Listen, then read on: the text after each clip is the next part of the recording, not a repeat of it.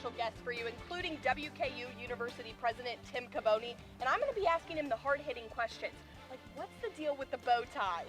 Now guys, although WKU's defense has been a huge part of keeping this team alive, but looking around the conference, some of the teams that are making a push are like Liberty, and I'm going to start with that. They're sitting at the top of the conference. They're undefeated inside and outside of the conference, and this has earned them a spot as one of 7 undefeated teams left in the NCAA. This puts them among the ranks of Ohio State and Georgia, which sounds really impressive until you think about the fact that they're in a crumbling Conference USA. I think they're still the best team in Conference USA, as almost everyone would agree, but not as good as I think the hype that they're getting now more nationally.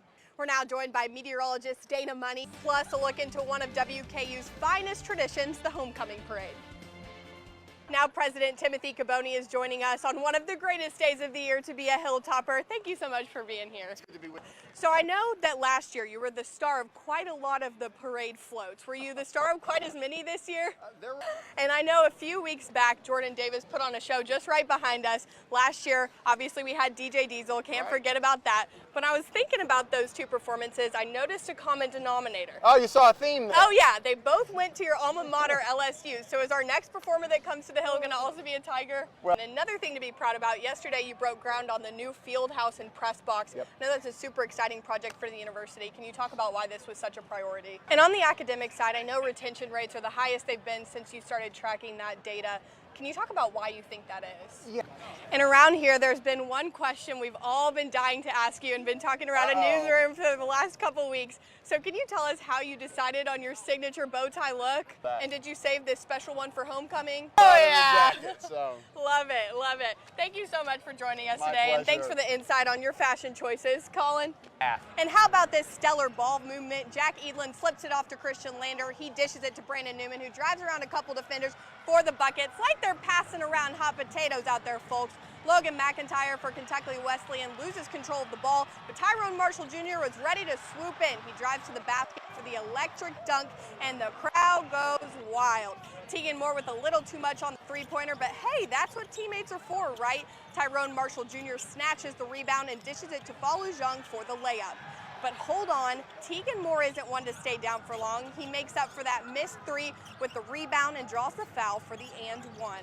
Rounding off the game with a strong win, 90-64, an impressive showing to kick off Coach Lutz's career as a Hilltopper. Now for the ladies. Thanks, Cole. Now reporter Eli Thompson is hitting the sticks with a growing team on campus. And Coach Travis Hudson joins to recap how his squad aced the conference this season. You're right, Corinna. They're totally electric. They're going to be heading to Virginia next weekend, and they're sitting as strong favorites. This isn't usually a tournament that they have a whole lot of trouble with, so I think they're probably looking even further ahead to the NCAA tournament, where they lost last year in the second round to UK.